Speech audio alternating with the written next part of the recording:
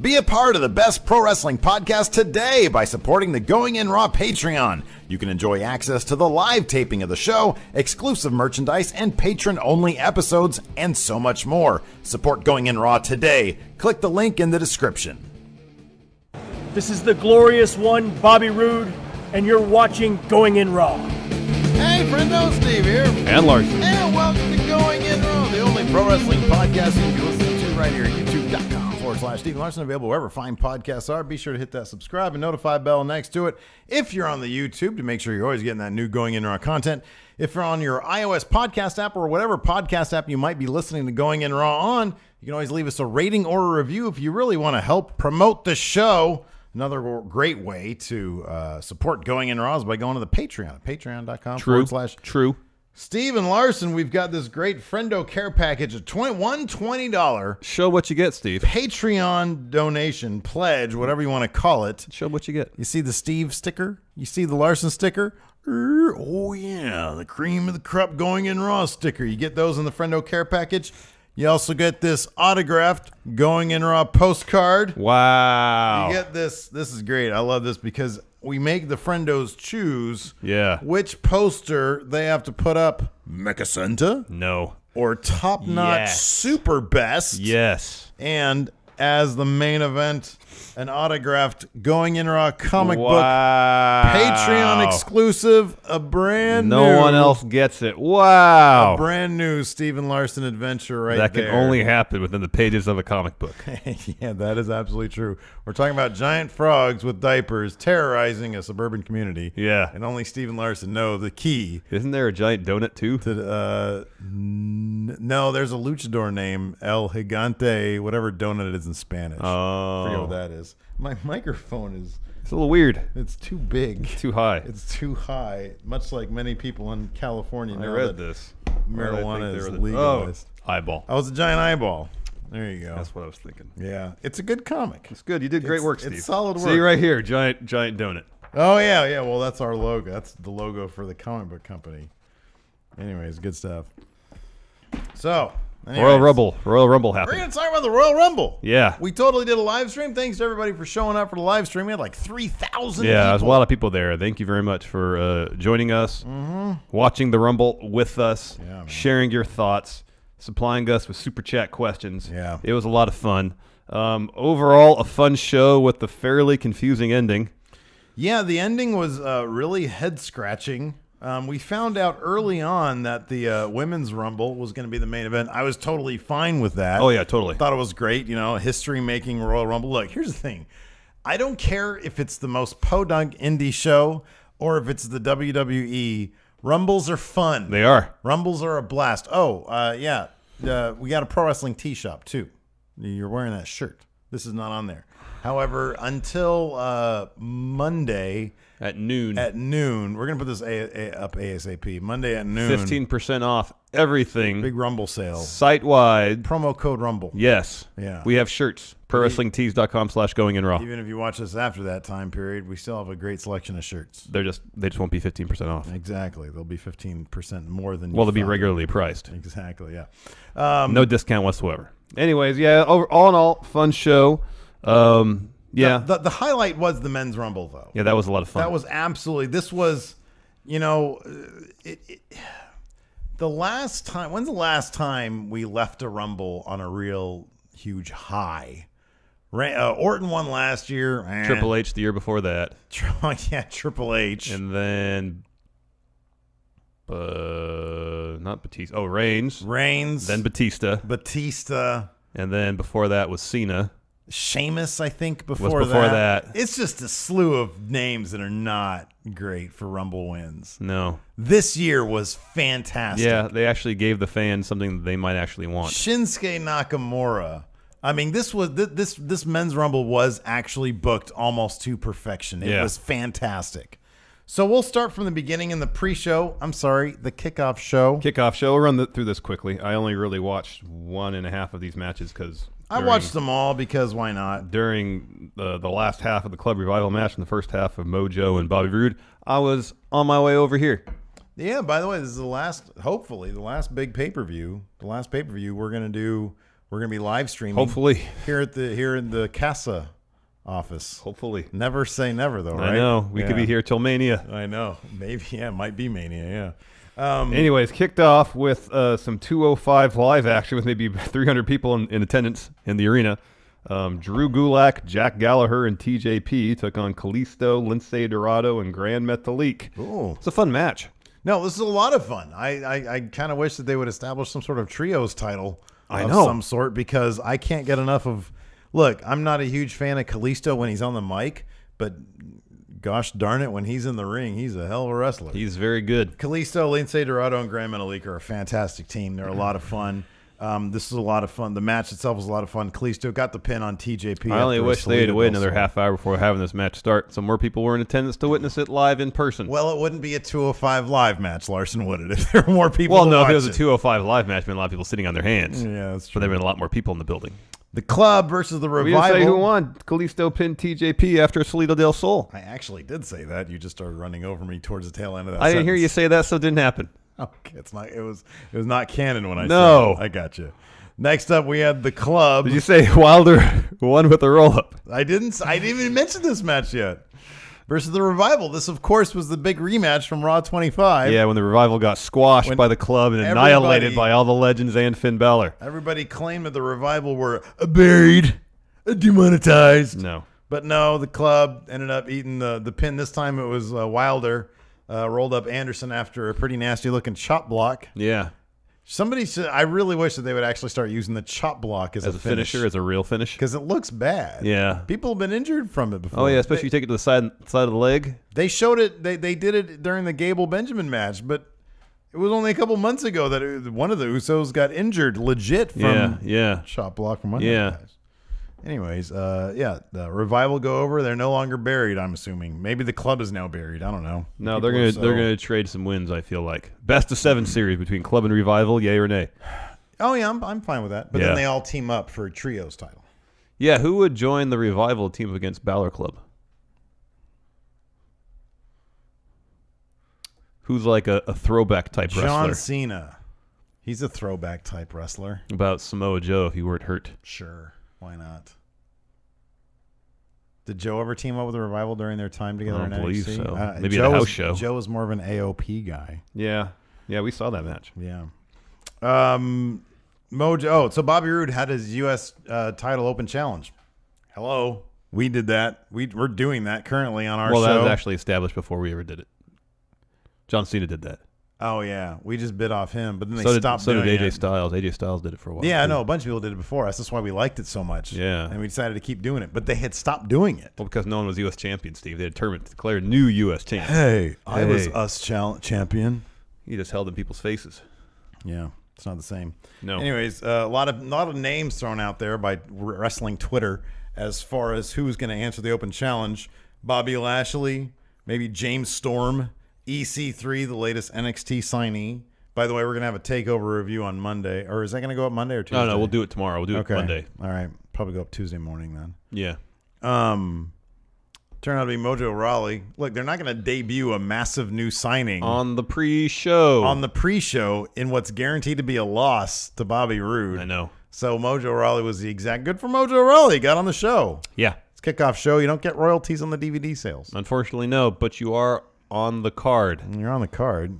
Exposure is good. It is. Bobby Roode picked up the win with the glorious DDT. Yeah. Are we sure about that? Did we confirm that? Well, I read that he went with the DDT, so I can only assume it was glorious. We saw like the match here. I saw the pinfall, but I didn't see the move. I was and they didn't on my replay computer. it. They didn't replay it. They went straight to some backstage stuff. Anyways, or the kickoff show, sorry. The kickoff stuff. Panel. Yeah. And then we got our main show, thank goodness. Yes. I was really pleasantly surprised by this opening match for the WWE Championship. Sami Zayn and Kevin Owens in a handicap match versus AJ Styles. The feud behind this has been really kind of mediocre. It's been bunk. I mean, it's been bunk. You've got, look, all three of these guys are some of the top talents in the world. They're world class. They're world class talents. Top notch. Yeah. And but just, I don't know. It's you guys watched the our creative Smackdown hasn't been review. that great. No, it has not been good. Creative hasn't been good. And thankfully, Shane McMahon stayed out of this match. Right. Daniel Bryan stayed out of this match. All of that stuff was pushed to the side for just a really, really fun handicap match. Yeah. It started off a little goofy. A little bit. And then around the time, I'll say this spot where Kevin Owens, harkening back to Smackdown last week, missed a cannonball attempt on AJ. Yeah. Hit his leg against the turnbuckle again. And still on leg injury. Yeah, he needs to stop doing that cannonball. If he's going to do it, he needs to hit it. Yeah. And from that point on, things got a little more serious. AJ hit Sami Zayn with a moonsault DDT. That move is phenomenal, dare I say. It's beautiful. It is. He should do that more often. It wasn't quite the double moonsault we saw from Cien Almas.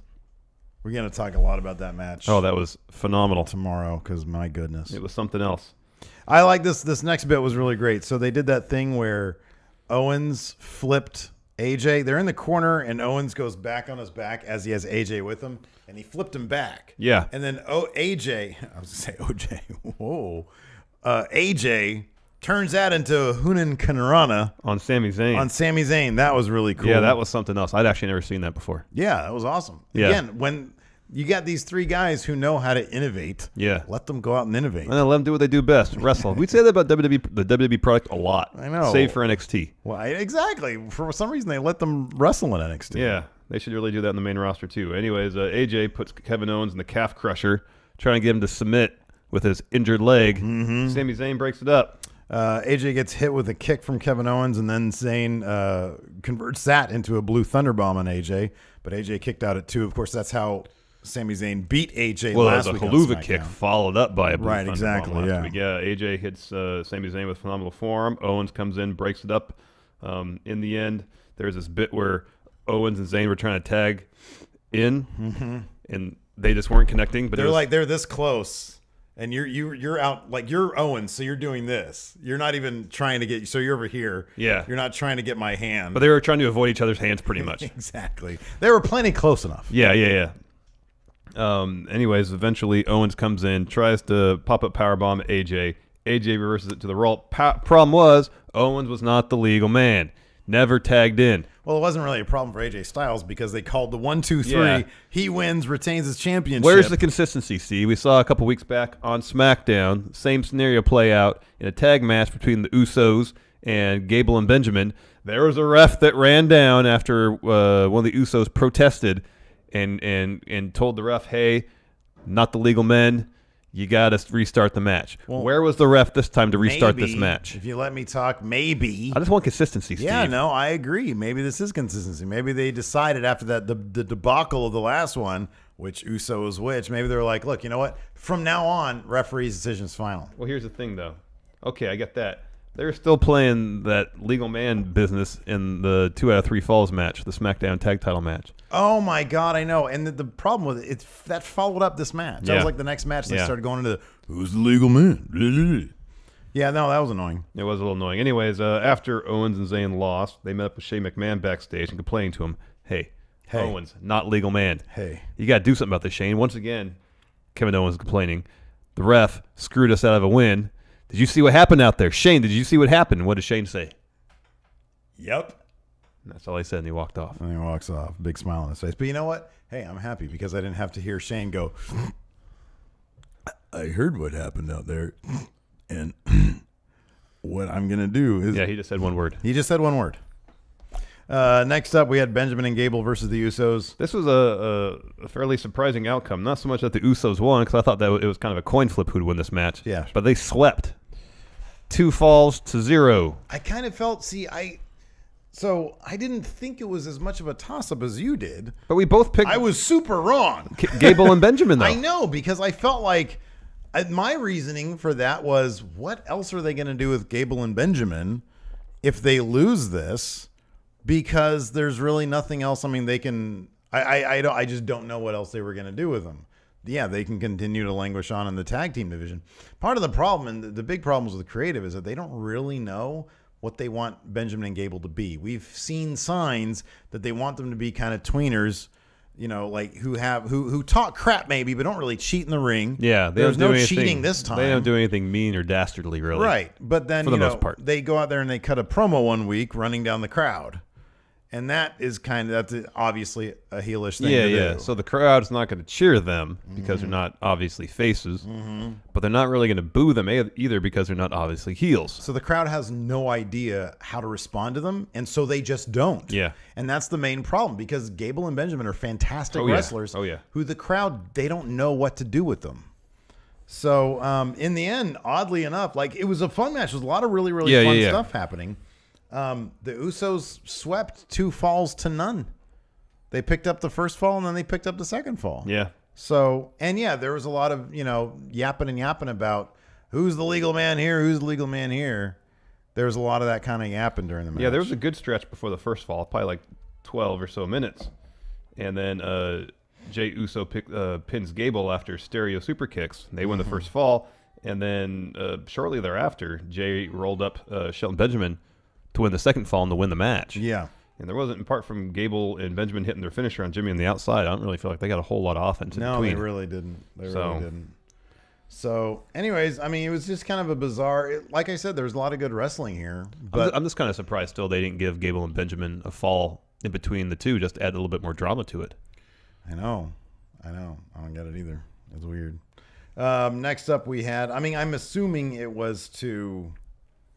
I mean, you got to figure they cut one of the matches. I'm assuming the cruiserweight match wasn't going to be in the kickoff, but I guess it could have been. Oh, it probably would have been. I would have thought in place of maybe the U.S. title match, and or maybe in place of the cruiserweight match that was on the pre-show. Oh yeah, that's right. That's right. There was a cruiserweight match. Yeah.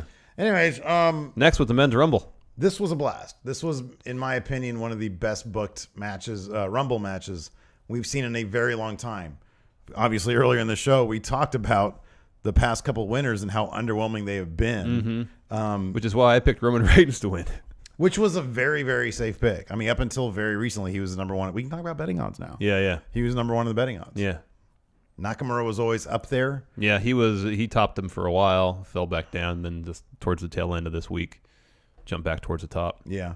I mean, Roman was going to be my number 2. I don't know. There's no reason for me to. Here's the thing. There's no real reason for me to believe that they were going to try to cater to the crowd, because we all knew the crowd. Well, especially when we heard the women's rumble was be the main event. I thought, they're sticking the men's rumble in the middle of the show because Roman's going to win. They don't want to end the show with everybody booing Roman. Yeah, but then when you hear the boos that he got on his way out, it was like, okay, no, they can't go with him, can they? They really can't.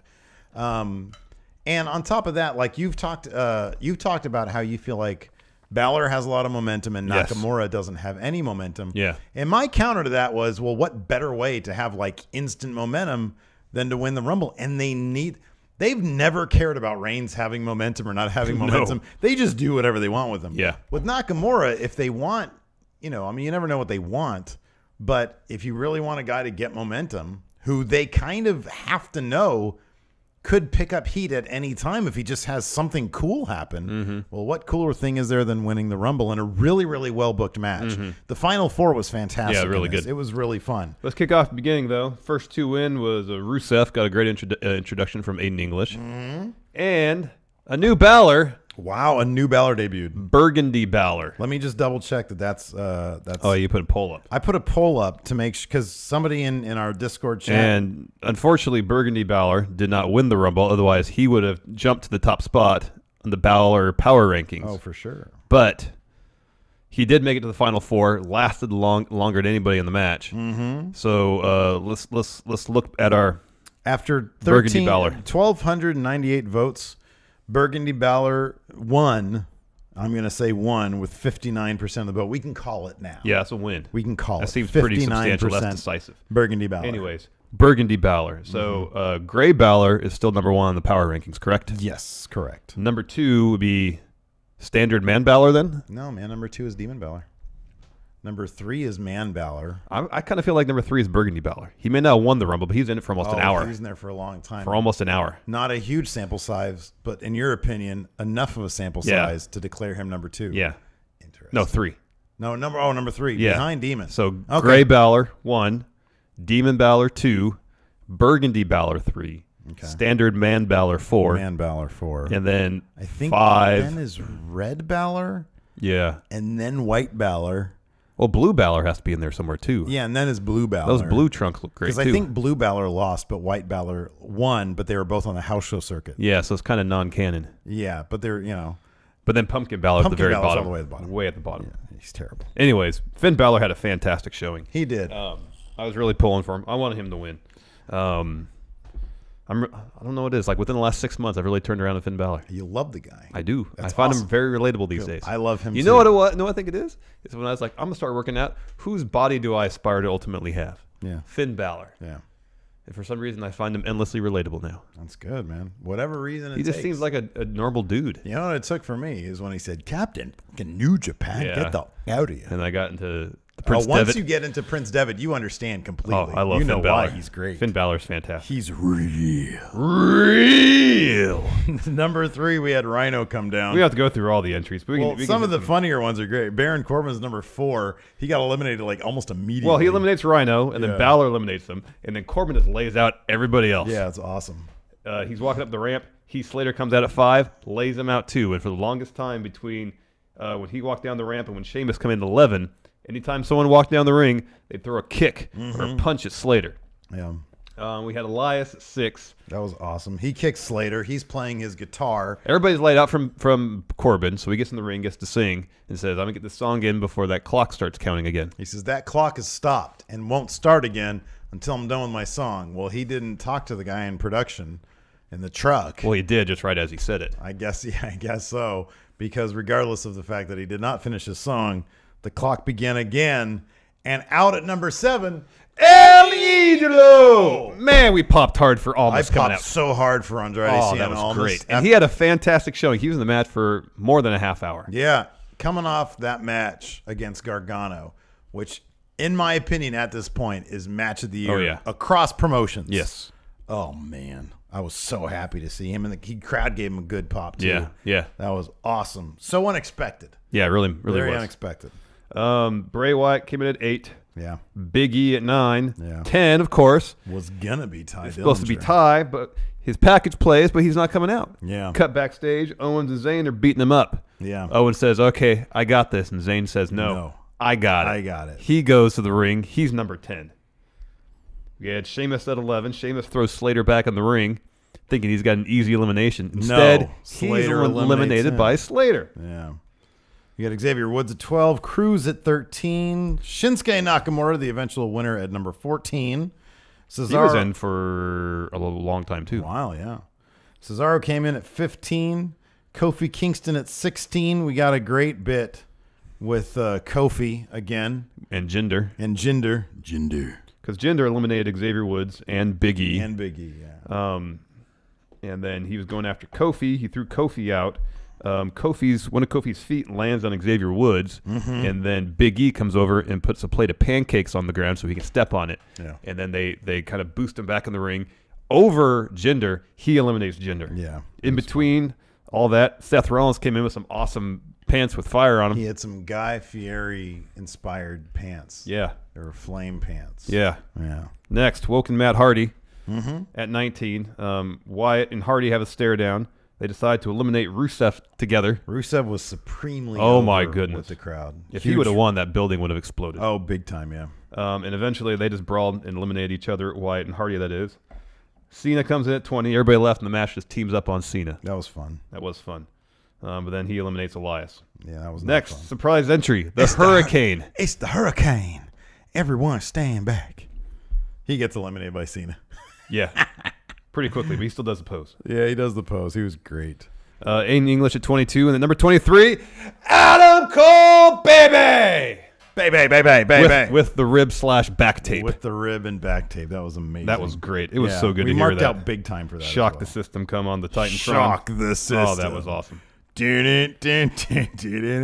Randy Orton came in at number 24. I was really pulling for him. Yeah. Didn't happen He eliminated Almas, though. Yeah. Then I stopped rooting for him. Yeah. Titus O'Neil at 25. The Miz at 26. And then another surprise. Returning to the WWE, Rey Mysterio, who looked like $1 million. Yeah, he looked great. And he was way faster than he was last time he was in the company. Yep.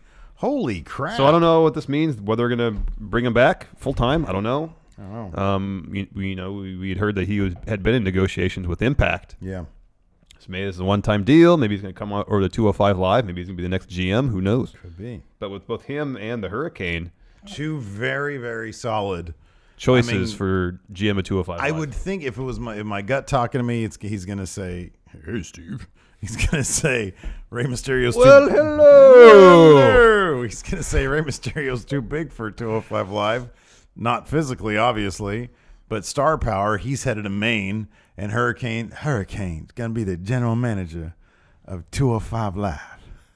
But you could say also that Rey Mysterio being the GM and maybe part-time wrestler 205 Live would pop ratings. Oh, big time. It'd be really smart for them to do that. So if they want a name that's going to grab potential... But what do you think? Hey, Dad, we got a great idea. We're able to get Ray in a part-time schedule, but he can be there weekly for TV. Put him up to Maine! That's what Vince would say. No, we're thinking for... Just hear me out. We're thinking GM for 205 Live. And put him on Raw! All right, Dad.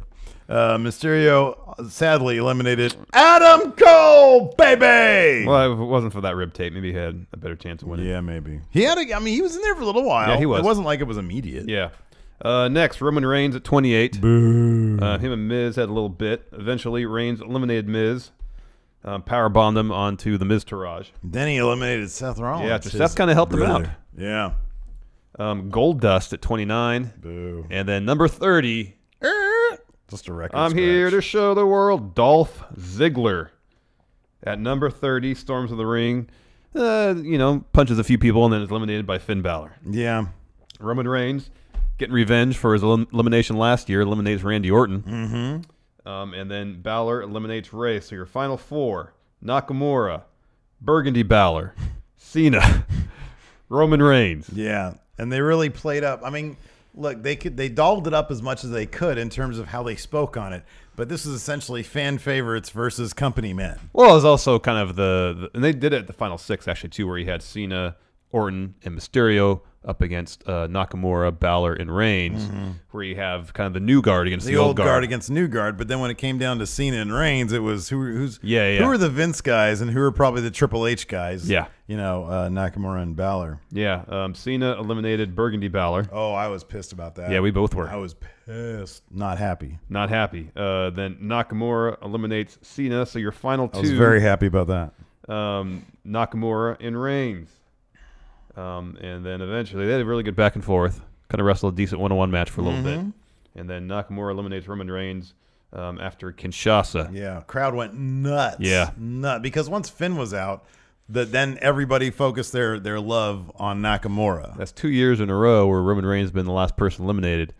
So the person that wins, not that Nakamura needs it, gets that extra little bit of face heat. A bit more face heat, yeah. Just a bit more. Absolutely. Because that can be the thing now. Reigns is always the last person eliminated from the Rumble to get that face pop for whoever wins. Big face guy? Yeah, maybe. Yeah. I'd like so after the match, Renee Young comes in the ring, asks Nakamura, who are you going to face? You get your choice. You want Lesnar? The crowd's popping for AJ or Styles. AJ. And they're chanting AJ. And in fact, he says, AJ Styles. Huge pop. Come on. This is going to be great. It's going to be the match of the night, probably. Oh, it's going to be the match of the night. One of my favorite matches. I always say it one of my favorite matches, but tell you, it might be my actual favorite match. You need to watch Nakamura versus Kota Ibushi, Wrestle Kingdom 9. I will do that. You should do it tonight after I leave. Wow. You really should. It's 20 minutes. Yeah, we'll see. You can get it in. You can wait on Star Trek Discovery. Whoa, hold on a second. You can spare 20 minutes. I was literally gonna say I need to hang out with my family, but then you said Star Trek Discovery, and I was like, oh, screw my family. I gotta watch Star Trek Discovery. And after that, you can watch Nakamura versus Ibushi. No, I need to hang out with my family at some point. I'll tell you that match is like New Japan's stiff. Yeah. Some of the spots in there are just brutal. Yeah. I was watching some DDT Pro highlights. Oh, yeah. And there was a guy who got Death Valley drivered through like an office cubicle table. They were like in an office, like a proper office with cubicles and stuff. I need to watch some of that stuff. They were like, people like. Gosh, that's great. I always love that. I've seen that bit of video, and I think they play it during. They have a video package before the Nakamura Ibushi match. And there's Ibushi doing DDT Pro stuff, and they're in like some sort of pond or something. Okay, sure. And Ibushi's doing a moonsault off to somebody onto somebody in the water. Sounds good. And there's this other spot I've seen. It might have been there or something else where there's like a small barge. Yeah. like 3x3 or 4x4 Okay. that people are wrestling on, and someone's in the water holding it because they're trying to do spots. But if no one holds the barge, that thing's going to topple right over. Oh, it's great. Oh, I love it. That's so awesome. That's my next monthly streaming purchase is this DDT Pro Universe or whatever it's called. Heck yes. Anyways, we have a sponsor for today's Going In Raw episode, Larson. So we'd like to take this time to thank the sponsor of today's episode of Going In Raw, Fuego Box. Everyone's done all the standard gift items, clothes, cologne, and a nice bottle of liquor. Done, done, and done. But we've got something different and much better than any of those this holiday season. It's not really holiday season, but we're leading up to WrestleMania, so it's WrestleMania season. Yes. Do you put hot sauce on everything? If so, it's time to check out Fuego Box, a hot sauce club that delivers boxes of small batch and gourmet hot sauces right to your doorstep. They focus on flavor over heat and always avoid gimmicky selections. Think of it as a hot sauce club for people who love food. Yeah, to purchase, go to fuegobox.com and use code RAW1 for $10 off your first box. That's fuegobox.com, promo code RAW1. That's RAW and number 1. For $10 off the best hot sauces you've probably never heard of. Thanks again to Fuego Box. Yes, thank you very much. Next up, we had Shane and Daniel Bryan backstage, like super celebrating.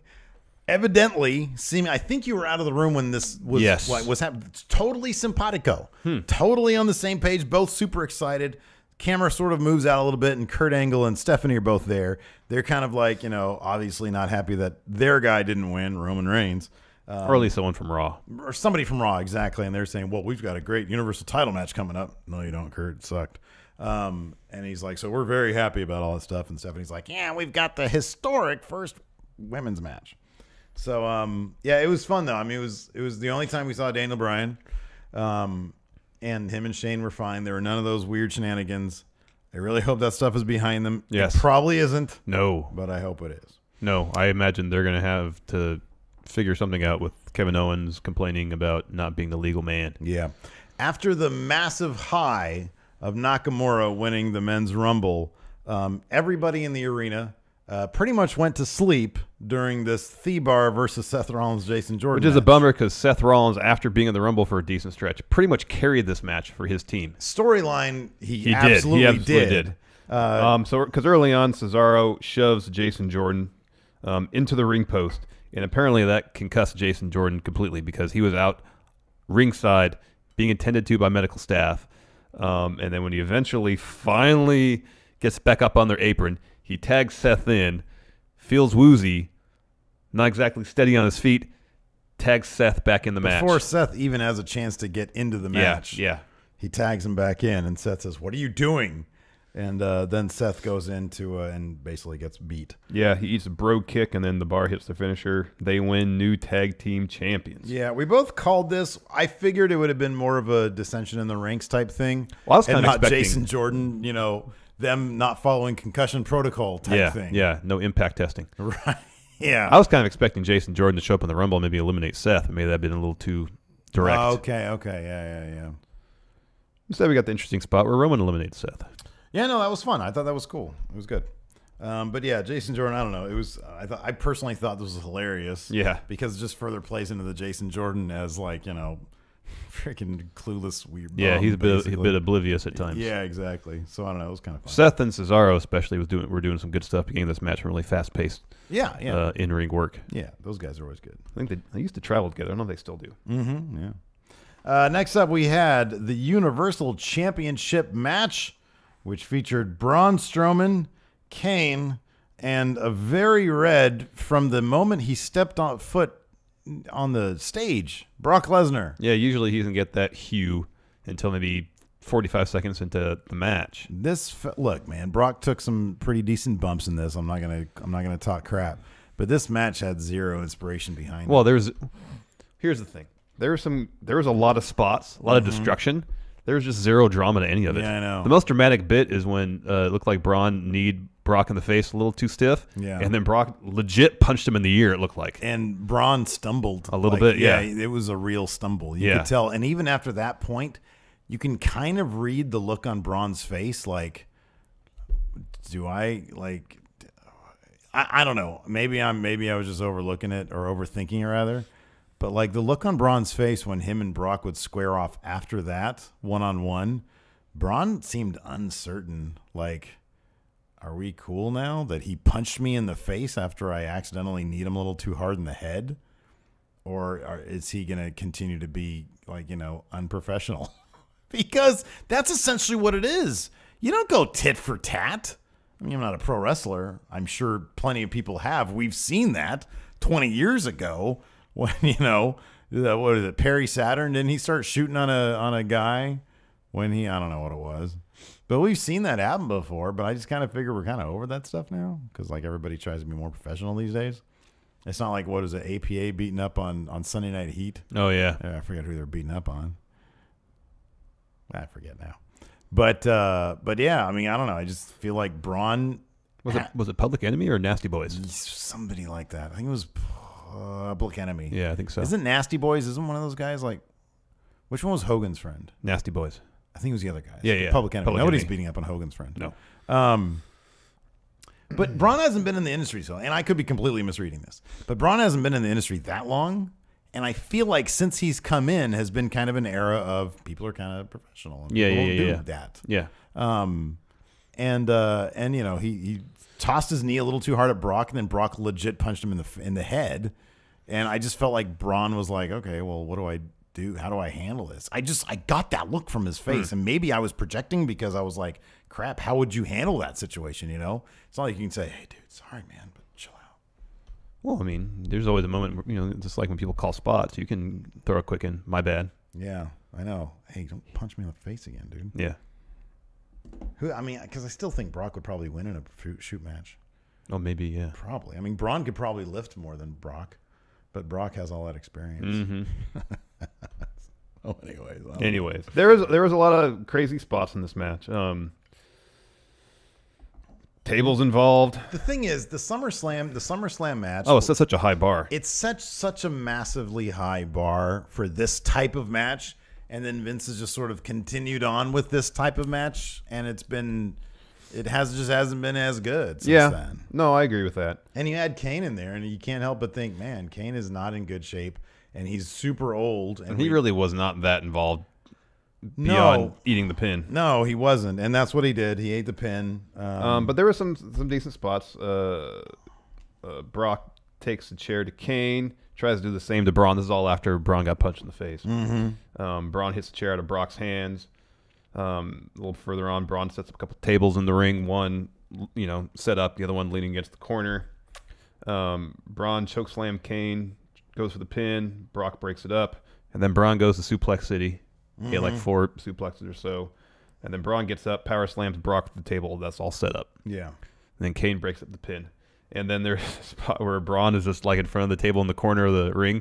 And Kane just kind of pushes him a little bit. Yeah. And Braun goes through the table. Yeah.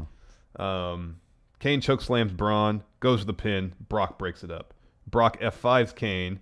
But then, this was great. Braun German suplexes Brock off of Kane to break up the pin. And it felt like dead weight because he did it from laying down. Yeah. And he brought him up, and that was really impressive. Yeah. Like I said, I think Braun can lift more than Brock, but Brock could probably beat him in a fight. Maybe. Punching power, you mean? Punching power. Back outside the ring, Brock F5s Braun through the announce table and then throws another announce table on top of him, harkening back to their SummerSlam match. And then Brock F5s Kane through the announce table. Braun somehow powers out from an announce table being on top of him. Goes after Brock. 2 power slams to Brock. And then Kane goes after Braun with a chair. Kind of gets Braun out of the equation for a little bit. Gives Brock enough time to hit Kane with a final F5. Picks up the win. Retains the Universal title. It was all pretty underwhelming. It was. If you look on paper, like, oh, wow, F5 through announce tables and announce tables getting tossed on top of people. I was like, oh, that could have been really cool. This wasn't a whole lot of drama. Everybody knew that Brock was going to retain. Well, you look at the SummerSlam match, and you have people who really know how to build a match. You have Roman Reigns, who actually does know how to build a match these days. You had Samoa Joe, who's an expert on that stuff. Yeah. Who else was in that match? It was Braun and then Brock. Brock and Braun, yeah. So you have 2 guys who actually can be, and Braun learns, but especially with Samoa Joe and Roman Reigns, those guys really know how to build a match. And I think that match was it was booked really well in terms of how to build it. It was paced really well. Paced whereas really this well, one was just bang, bang, bang, bang, bang. There was no let up. There was no. You didn't really feel like anybody had a chance to sell anything because there was just so much. It seemed like they tried to jam so much in a 12-minute match. This would have been. I just think that Finn versus Brock would have been so much better in this case. That's what the rumored original lineup was. Yeah. That led to the first ever historic main eventing women's Royal Rumble match. I loved who the winner was. That was awesome. Mm-hmm. I wish she was booked a bit more dominant. I liked some of the surprise entrants. Yeah. I was disappointed that we didn't get more NXT. By my count, we got 2, Kairi Sane and Ember Moon. That is a massive disappointment. Mm-hmm. I am such a fan of NXT, and we did not really get. Especially we heard there's supposed to be 9 of them in the match. Are they still counting Absolution and the Riot Squad as I don't NXT? believe so. They're on the main roster. I know. Anyways, Alexa Bliss and Charlotte, they took our advice. They came out and sat ringside. I preferred thrones. At the top of the ramp, right? Right, or a throne for Charlotte and a lifeguard chair. Yes. Didn't somebody say that? I believe Robert Stack said that in our Robert Stack. Our super chat, yes. They sat ringside, yes. Sasha Banks and Becky Lynch were the first 2 competitors to the ring. Yep. And then our first surprise came at number 5, Lita. Yeah, so the whole, I wasn't invited, but I'm on the chair thing, bit of a swerve. Mm-hmm. She's in good standing with the company. Seems she that looked way. like $1 million, Yep. and she did some cool stuff. There was a very scary moonsault. But she hit it. But she hit it. Didn't kill herself. The crowd chanted, "You still got it." Yep. And I agree, she still does have it. Yep. She eliminated Mandy Rose and later on Tamina. Mm-hmm. Next surprise entrant, Kairi Sane at number 6. And she was immediately just a great bolt of energy. She is so obscenely ready for Maine. Mm-hmm. She's a better wrestler than probably 90%. I'd say she's a better wrestler than everybody on Maine except for the 4 horsewomen and Asuka. Mm-hmm. But she's there with them. Yeah. Because she's so good and she's so fluid. Mm-hmm. She's so good, man. And that top rope elbow is something else. Oh, it's fantastic. Becky eliminates Lita. Mm-hmm. And then Dana Brooke eliminates Kairi Sane. Bit of a surprise. Yeah. Number 9, Tori Wilson. Or somebody who purports to be Tori Wilson. She does not look like Tori Wilson. Not really. She doesn't. I mean, look, here's the thing. Like, I after she showed up at Raw 25, I was like, she doesn't really look like Tori Wilson. I looked her up on, I found her Instagram, and she does like a lot of fitness stuff, right? Yeah. And it's like, I mean, I'm pretty sure it's her, but good Lord, she looks like she's 25 still. Yeah. And she literally looks like a different person now. So I don't know if she's, people get work done, whatever. It's their prerogative. Yeah. So that's cool. But she literally looks like a different person. Yeah, she does look different. So we were calling her NWO Tori Wilson the entire time. I mean, based on her Instagram here, this is the person that was on the show. Yeah, right? Yeah. I know. But like all those pictures, and they see that throwback picture, and it looks like a different person. Yeah, I know. It does. It's so weird. Anyways. She eliminated Dana Brooke. We had Sonya Deville, Liv Morgan. Oh, the next big surprise, a very welcome one, Molly Holly. Oh, man, she looked great. Swerved us all. Yeah. She literally looks like the exact same person who I saw. And she was performing almost the exact same way she was 10 years ago. She was probably, in my opinion, like the best performing returning legend. I don't know. Trish looked pretty good, too. Oh, Trish looked great. But she was performing great, too. Yeah, she could she still was do good. all her old moves. Yeah. Let's see here. Michelle McCool came out. She dominated for a good stretch. She dominated. That was weird. I always kind of felt that sort of a combination with the Bellas a little bit, that the whole women's revolution thing was in response to that period in the mid-aughts. Michelle McCool, Kelly, just wrestling like that, wasn't all that great. And so I was kind of surprised that they gave her I mean, she's the Undertaker's wife, but I'm kind of surprised that they gave her so much. I mean, I'm not that familiar with her work because I wasn't watching a ton of wrestling back then. Yeah. So I don't know. Right. What kind of matches she put on. Yeah. Because also back, when she was around, Mickie James was around. Well, sort of the tail end of Trish being around. They were still approaching the women's division. I'm not saying that they can't wrestle good, although from what I was reading in chat, like Kelly was not a very she good wasn't wrestler. a very good wrestler. Yeah. She was still around when I got back into it. Yeah, in but 2010, Beth 2011. Phoenix, I always remember Beth Phoenix she's as a good wrestler. Yeah. There was always somebody around. Like Mickie James was around back then. She was always a good wrestler. Victoria was a good wrestler. I don't know when she left. But like they never like they always had that element in the women's division back then, the Divas division. Yeah, no, I know what you mean. You know what I mean? Like Kelly's gimmick was when she came into ECW was like exhibitionist. She would just like strip a lot apparently. And so it's like that's just not the direction that they're going now. So it's kind of interesting when they have returning legends. It's like people from a division that they're really getting away from. Yeah, I know. That's the interesting thing about it. Yeah, and I agree with that. This is one of my favorites. Number 16 was Vicky Guerrero. Yeah. That was awesome. Great for her. Crowd started giving her an Eddie chant. That was awesome. Yeah, she was yelling, excuse me. She was eliminated. Yeah. Carmella came in at 17, and she was doing some good character work. I love Carmella's so good these days. I loved her mixed match challenge match with Big E against Asuka and Miz. She was doing some really, really fun stuff. When Asuka came into the ring, Carmella acted like she's going to run up on her. Instead, put on the brakes, hightailed it out of there. Yeah. It was great. Yeah, it was fun. It was really cool. The Kelly, aforementioned I mentioned her, yeah. Kelly at 19, Naomi at 20. Ruby Riott came in earlier at 15, and she was the one that eliminated Becky Lynch, so I'm guessing we're getting that feud on SmackDown. That'd be good. Number 21, Jacqueline. Wow. Awesome. Really cool to see her. She looked great, especially for her age. She's pretty high up there in age. When she got eliminated, that looked like it hurt because she fell right on her hip. And there looked like there was pain in her face. So, like, you know, it was a bravado performance from Jacqueline. Nia Jax at 22. At number 23, Ember Moon. Yeah, that was cool. Still selling that arm injury. Yeah, that was great. That was awesome. But I wanted more NXT. Yeah, I'm really surprised. No iconic duo, no Nikki Cross. Those were the ones that I really wanted. At least Peyton Royce and Nikki Cross. Put them in there because I feel like there were some that really they could have been gone and we would have been okay. Beth Phoenix at 24 was great seeing her. She looked amazing still. Yeah. She looked great. She had a great moment with Natalya. Of course, they used to be like, allies back in the day. Not today because Natalya eliminated her. Yep. It's pretty cold-blooded. Really was. Asuka comes in at 25. Great stare down between her and Ember Moon. Yeah, that was good. They fight for a bit. Asuka's like mocking her arm injury. The arms like, ooh, look at that. But Ember Moon hits her with an eclipse. That was fun. With one arm, basically. But in the end, Asuka eliminates her. Yep. I hope they do that. I hope they carry on that tradition. Whoever's NXT champion. Oh, I know. Goes in the Rumble. Yeah. I'm really disappointed, or somewhat disappointed, that Pete Dunne wasn't in the men's Rumble. Me too. He was at the TakeOver yesterday. He's in the pre-show. I know. Not surprised. They treat that UK title like crap. What a bummer. I know. Mickie James at 26. And then at 27 and 28, the Bellas. Yeah. I mean, I know they get pops and everything. I'm not really a fan. Just not.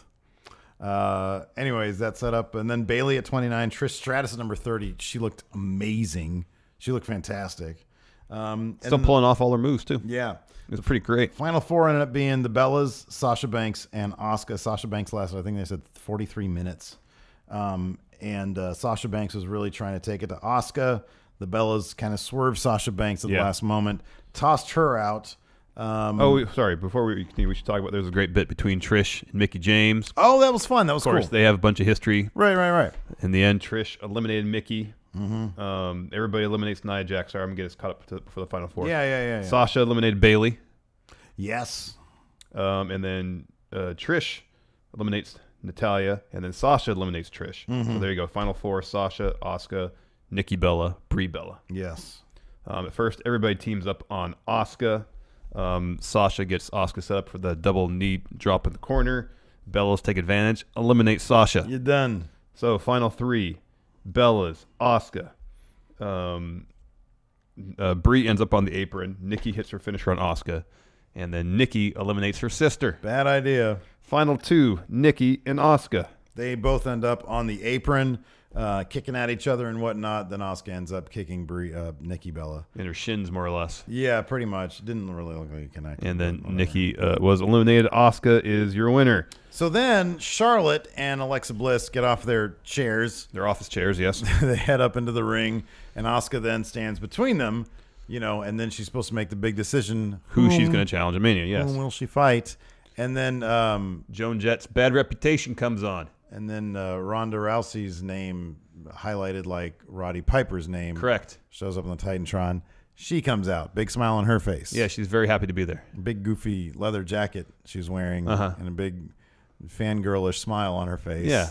You know, that's good. Let her enjoy the moment. I think it's awesome. So she gets in the ring. Yeah. And then confusion happens. Yeah, so if at any point during this pay-per-view there needed to be a crystal clear message that was sent, if any time we needed clarity on a situation, it was at this point, and we didn't get it. I know. So she gets in the ring. She goes up to Charlotte, to Alexa, or looks at their belts, looks at Asuka, turns, points at the WrestleMania sign. Well, she tries to shake Asuka's hand, and I think that happens after she points. Oh, okay. She points at the WrestleMania sign, like Ace Attorney. Was it Phoenix Wright? Phoenix Wright, Ace Attorney. Yeah, does that.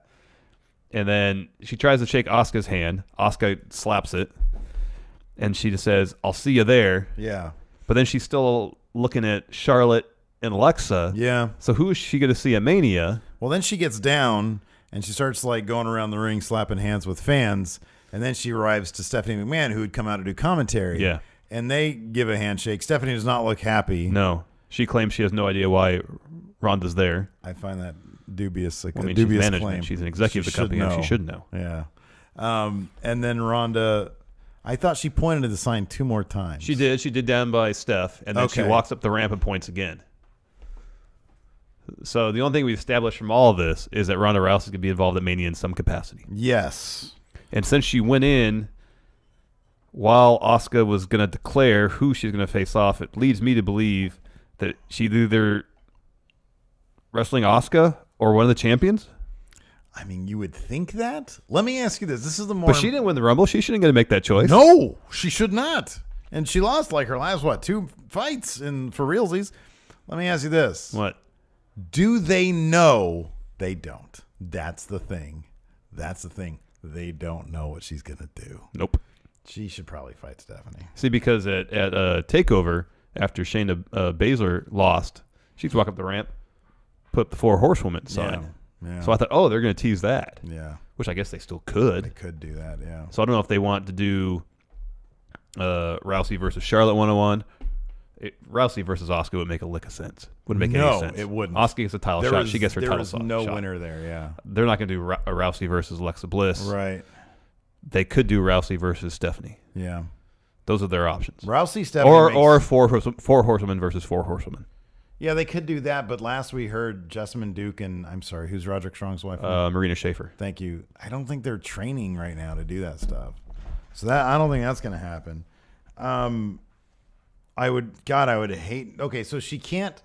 Here's the thing. Ronda Rousey has to win at Mania. Yeah. Whatever she does, she has to win. Yeah. She can't become a champion because she's not going to be full-time. No.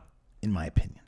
I mean, that maybe there's some wiggle room, but I don't think so. That's tough. Brock can pull it off because he's at least been in the company for a while. Brock is in the company for what, 50 days a year? Yeah. Something even prior to that. Right, yeah. He's an established wrestler. Asuka would be terrible because they have a lot of money in Asuka, and what, she's going to lose to Ronda Rousey? That's a terrible idea. It's an awful idea. The crowd would boo the crap out of that. Yeah, and they should. Has to be Stephanie. It has to be Stephanie, even though Stephanie's not a very good wrestler. No. But she can handle herself, and she might be able to put on enough frills. If they make it really, really overbooked and gimmicky somehow, I mean, they can do it. I don't know. I mean, it's going to be a spectacle. It's going to be what it is. Yeah. So, who knows? But they don't. That's who knows. Not at all. They don't. So at least we got some clarity in terms of Mania. Nakamura versus AJ. Mm-hmm. For sure, we'll probably still, unless barring injury or something, Reigns versus Lesnar for sure. But we don't know what Balor's doing. Yeah. Still guessing it'll be Seth versus Jason Jordan. Yeah. Thebar against. Don't know. No idea. Don't know. Authors of Pain, maybe. I don't know. Oh, yeah, there you go. They're done in NXT. Yeah. But we are now officially on the road to WrestleMania. Right? Yeah. Yeah, point some more, Steve. So there you go. Anyways, thanks for tuning in, everybody. Yeah. That's it for us. Hilton. No, you know what? Hilton's not here. Yeah, Hilton's not here. Supposed to be at our live stream, and instead he went and got liquored up at some bar somewhere. So I'm going to do my own out music. I miss you, Hilton. Anyways, that's it for now. Thanks for tuning in. Until next time, talk to you guys later. Bye.